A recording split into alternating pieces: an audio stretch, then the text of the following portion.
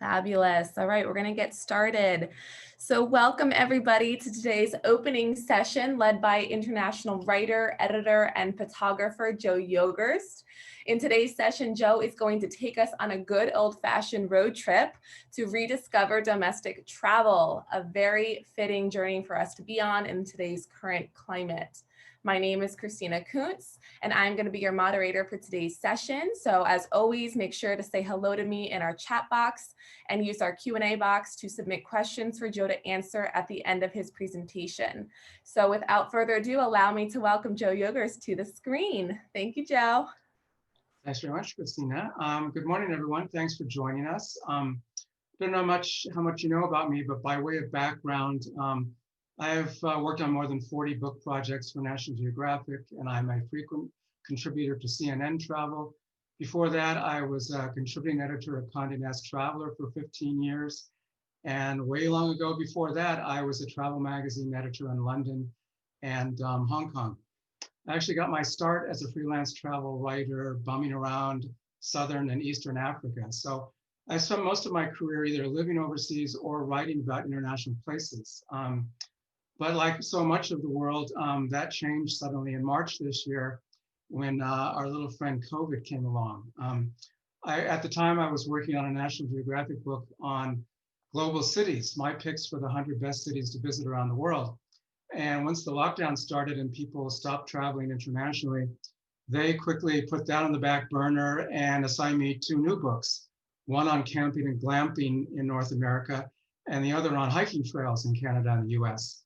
So I had to quickly switch on to only domestic travel, and I had to figure out a way to do it safely. But in a way, it was like going back to my childhood because my family road trips were what we did back in those days. And that's kind of how I'd like to start this presentation as a little trip down memory lane. So bear with me a sec. Okay. So yeah, rediscovering domestic travel. Like I said, let's start with a little trip down memory lane.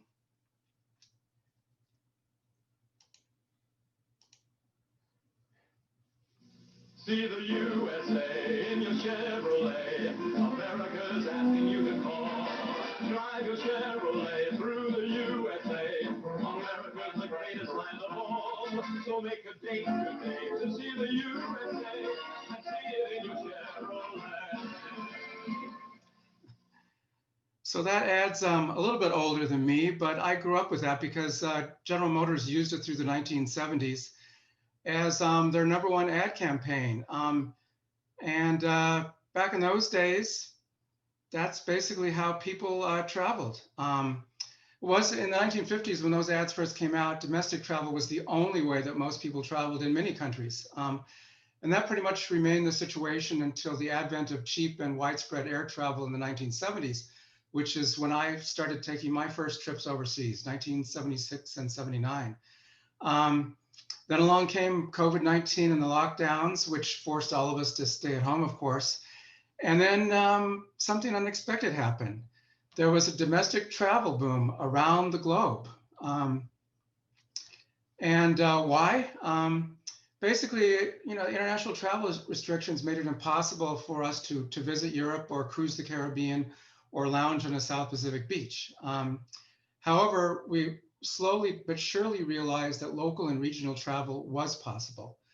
So the math is pretty simple. Lockdown plus cabin fever equals domestic travel boom. Like I said, not just in the United States, but in many places around the world.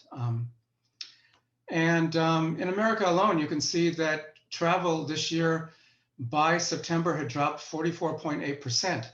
But it's interesting to see the difference between international and domestic travel.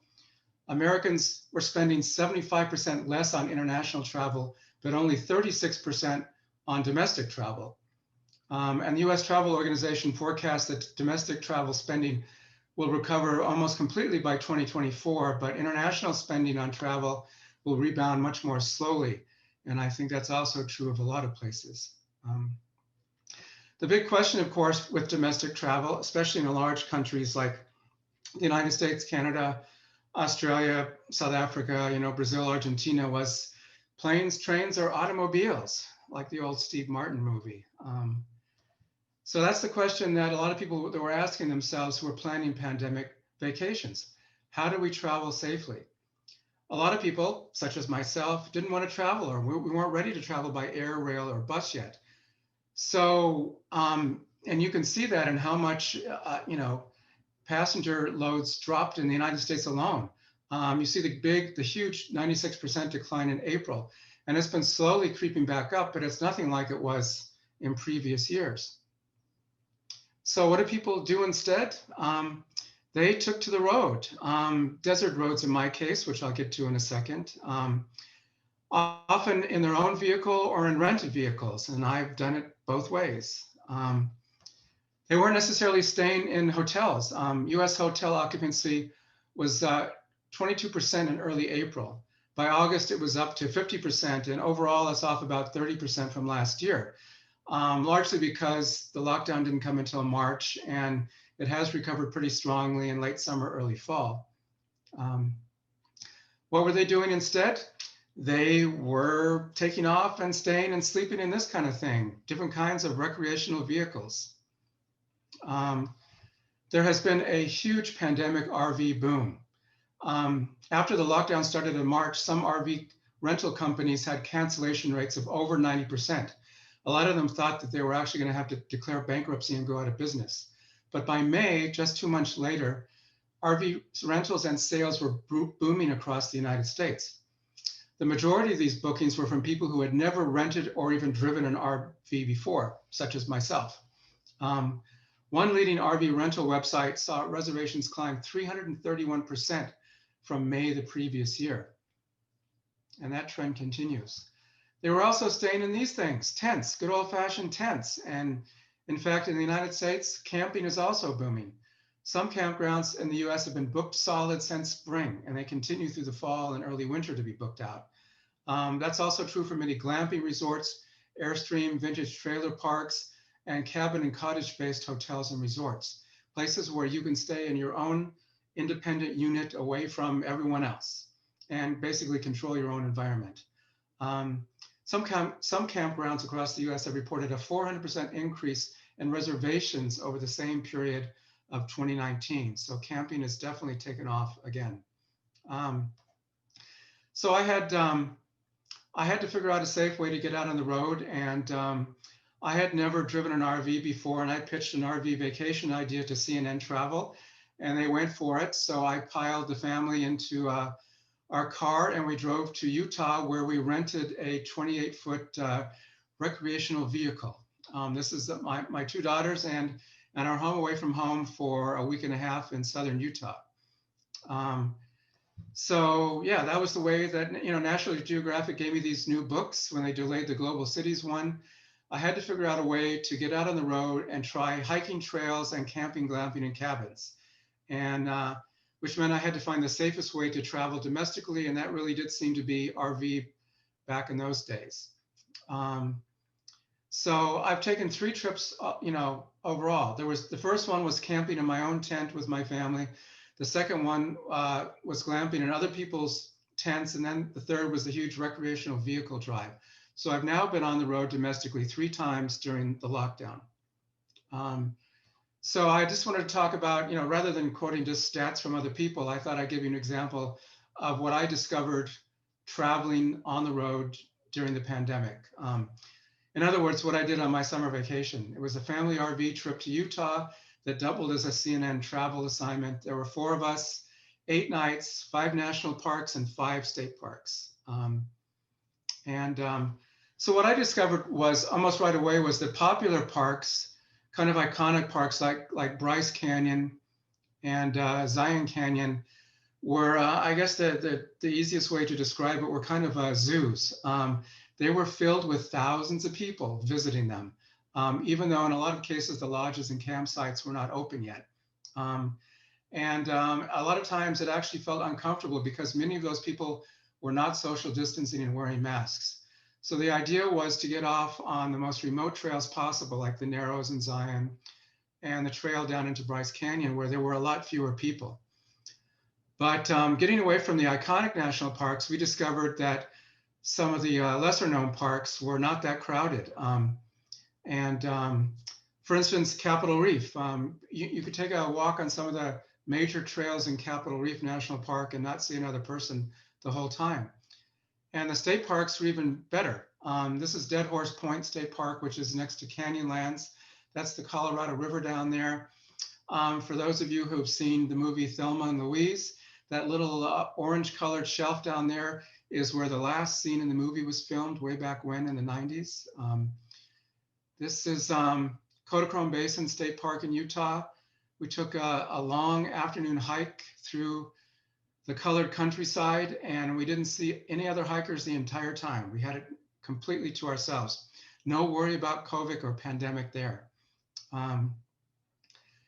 Sunset at Dead Horse Point and Canyonlands, again, nobody out there. Had it all to ourselves, an amazingly gorgeous sunset over southern Utah. And really the only really bad experience I had was the very last night after we turned the RV in. We stayed in a hotel in St. George, Utah. I won't name the brand, but it was an internationally known brand. I don't really want to burn them because this was just one hotel, but their website says that they were following the mask mandate, masks and social distancing in all social and all common areas, indoors and out, but the hotel was not enforcing it. And when we first checked in, I was waiting for the elevator to go upstairs to our room, and the doors opened and a couple rushed out and literally brushed by me, you know, without masks on. And I said to them very calmly, I said, "You're supposed to be wearing masks." And the woman turned around to me and said, "Oh, you're one of those." So it was kind of a mixed trip. You know, in some areas we encountered people who felt like the pandemic didn't exist or didn't apply to them. In other areas, people were a lot more careful. And the trip I took later on, or before that, the glamping trip, which was Arizona and New Mexico, people seemed to be a lot more conscious in glamping resorts, vintage trailer resorts, and cabin places about following the protocols of the pandemic. So how do we keep COVID safe? We actually pre-made 9 days worth of meals at home, which we then heated up in the RV or made sandwiches and things like that.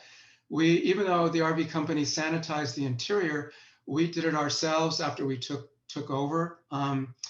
We wore masks and social distance around any other people. We immediately washed our hands after filling a gas tank, visiting a grocery store, or anything like that. So that's how we kept COVID safe, sleeping in an RV at campsites, basically sticking to ourselves for 9 days. And I would like to emphasize, this is not just an American thing. It is really a global phenomenon. And I did a really quick search just to see what I could find about domestic travel booms in other parts of the world. And it was amazing how many things came up right away. You know, in Britain, staycation set for a boom after lockdown as Britons crave domestic holidays. In Canada, domestic travel picking up in Canada as people stay closer to home. Russia, Aeroflot, the national airline, sees domestic travel make a full recovery. That's during the pandemic. Asia, China's domestic tourism boom. You know, they're getting out and seeing the Great Wall and the pandas again. And even in the Middle East, where you don't expect there's a lot of domestic tourism, Saudi Arabia sees quick tourism rebound after domestic boom. And in the South Pacific, you know, New Zealanders set for domestic tourism boom. The funny story about that is New Zealanders, of course, are really avid international global trekkers. And a lot of them, especially the older ones, had really never discovered New Zealand before. And they were kind of shocked to find out that so much of New Zealand tourism is based on outdoor adventure. Some of them thought that was a wonderful thing, and some of them thought that was a horrible thing. They were shocked that they actually had to, I guess, get their heart rate up to enjoy their own country. But that was the experience in New Zealand.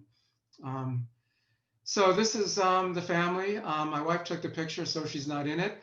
This is us at the end of our Utah RV trip. Like I said, one of 3 that we've taken for both work and for family fun.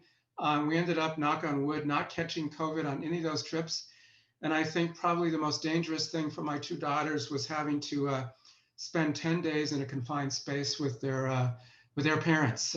So anyways, that's the end of my presentation. And if you have any questions, let me know. Wonderful, Joe. Thank you so much. We had a lot of people in our chat box reflecting on their old summer vacations and RV trips with their families. So that's really cool. I have a few questions that came through. So going to that RV trip that you were talking about doing recently, what are your tips for people who have never rented an RV before? Obviously, that feels a little daunting. So give us some tips for navigating that new territory. If you've never done it before, don't do it for 10 days. I wouldn't even recommend doing it for a week. I would start with maybe a 3 or 4 day trip. And then if that goes smoothly, do something longer. Because I think it is a steep learning curve. I found that it was a steep learning curve. I'm an old time road warrior. I've taken lots of car trips where I drove myself in some of the strangest places, Indonesia, Namibia, places like that. So I'm used to the ins and outs of driving a car.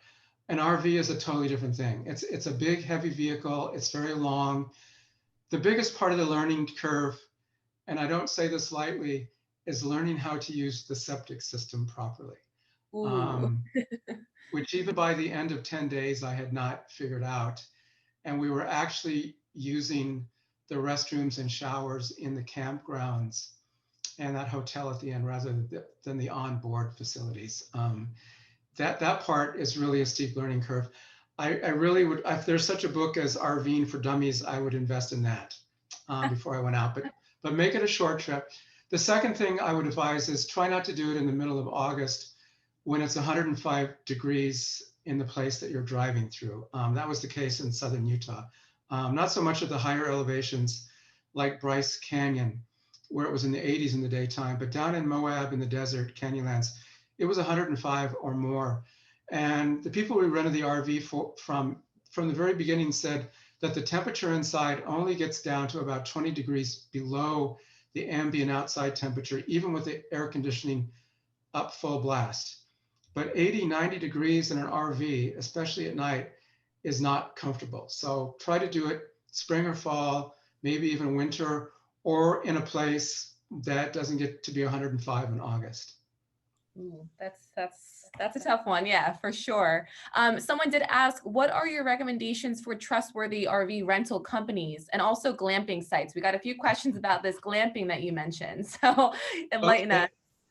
Well, there's a lot of RV companies. I rented from Red Rock RV in Hurricane, Utah, which is outside of St. George, and they were great. I would always go back to them. Russell and his son Austin,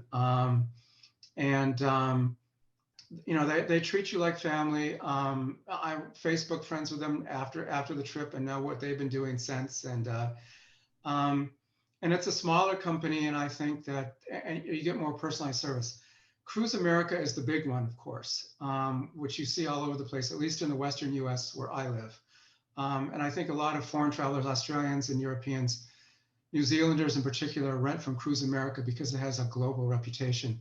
But there are a lot, always look online for, whether it's on Yelp or wherever, for reviews and how many stars they have. And like I said, I rented from Red Rock. It's a one-off, father and son operation, and they were great. As far as glamping, I'm only at the beginning of trying those out. I stayed at a place at the Grand Canyon called Under Canvas. They're a nationwide firm, which I'm sure is going to go international. It's much like the African safari tent experience. In fact, I feel like it's based on that. I kind of grew up in the sense that in my 20s and 30s, that's what I stayed in, was safari tents in Africa. That's where I learned about glamping before the term was even coined. It's now become very popular in North America and some other countries too, other places. And I know Peru and Chile now have glamping, and Australia and New Zealand now have glamping, but I have to write about the American version. Under Canvas tends to put them next to national parks, not in the national parks, but right next to them. It really is what I would call 5-star glamping. The tents are very comfortable. king size beds, your own bathroom and hot water shower, a little stove to keep you warm at night if it gets cold. They don't have they don't have a restaurant per se. They have a food counter, but the food is pretty good. They have beverages, alcoholic and non. They have indoor and outdoor eating areas where they follow COVID protocols. They have live entertainment at night. They had, our nights at the Grand Canyon, they had a lone guitarist singing to us on the stage outside. And you can kind of tell by the Mercedes and Range Rovers parked outside the tents what kind of patrons they have. So that really is 5-star glamping.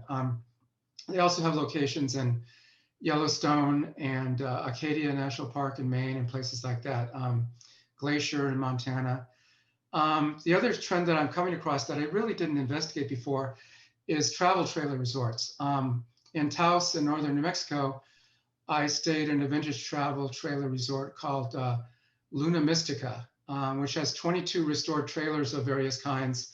The oldest are from around 1950. I stayed in a 1961 Airstream Sovereign land yacht, and which is fully equipped with a king size bed, hot water shower, large bathroom, a full kitchen to make all your own meals, a deck outside with lounge chairs to watch sunrise and sunset. And there's a lot of those around the country now. And I just finished another story for CNN on vintage travel trailer resorts, and I interviewed people in Germany, South Africa, Australia, Bolivia, and the United States about their vintage travel trailer, many times Airstream experiences. So you can find them in the salt flats in Bolivia, in downtown Melbourne, Australia, downtown Cape Town in South Africa, near the Rhine River in Bonn in Germany, and a lot of them in the United States. One of them that I came across is like the ideal, like iconic place for an Airstream resort is right outside Joshua Tree National Park in the California desert. And it's a 6 Airstream resort that's owned and operated by Kate Pearson, who was the Beehive hairdo singer from the B-52s. And she has decorated all of these 6 Airstreams to reflect all B-52 songs. So How that's a cool. glamping trend. That's a glamping trend that I've come across researching this book and taking that glamping trip to Arizona and New Mexico. Love that. Well, I know we only have a few more minutes, but I want to ask you, because you did touch upon that unsettling experience you had in your elevator stay with some people who are not really as conscious as it sounds like you and your family were. How safe overall did you feel traveling domestically during this pandemic? Well, I keep doing it, and I have more trips planned. I'm going to Northern California over Thanksgiving, but that actually is a family trip to stay with one of my kids who lives in the city. But I feel fairly safe doing that because San Francisco is now the major city in the United States with the least amount of COVID. I think because the mayor locked them down from day one. And also a lot of people who worked in the city suddenly found themselves working from home almost immediately. And a lot of people left the city because they left their jobs. So it kind of depopulated. My daughter held on to her job, even though she has been working from home and likely will until next summer. And she had to change apartments, but she was able to get a 33% reduction in rent because so many people are moving out of San Francisco. So I feel pretty safe going to San Francisco for the holiday. I don't know if I feel as safe going to some other places. And then at the end of winter, I'm going to try to take another glamping, camping, cabin trip to southern Arizona, New Mexico, and then West Texas to the Big Bend, Carlsbad Cavern area. And then I'm finally going to get up the courage to travel on a plane. Probably late April, early May to go to Alaska and maybe Hawaii to check out places in those 2 states for the books. Fabulous. That sounds great. Both of my kids have been traveling by plane. My youngest daughter was in her last year of college. She was actually on spring break in Florida when the lockdown came. She ended up spending the first 2 months of lockdown in Jupiter Island, Florida. in her boyfriend's grandparents' condo. And then she had to fly back to Boston to go through the non-graduation ceremony and pack up her apartment and then fly back out here. And then she went back to Boston in the fall to start grad school. So she's flown 1, 2, 3 times without catching COVID, again, knock on wood. And my older daughter and her boyfriend have been to Seattle and they've taken a drive, a glamping drive around Washington State. And they also drove from San Francisco to Yellowstone and back on another glamping trip. And, I think air travel now is pretty safe.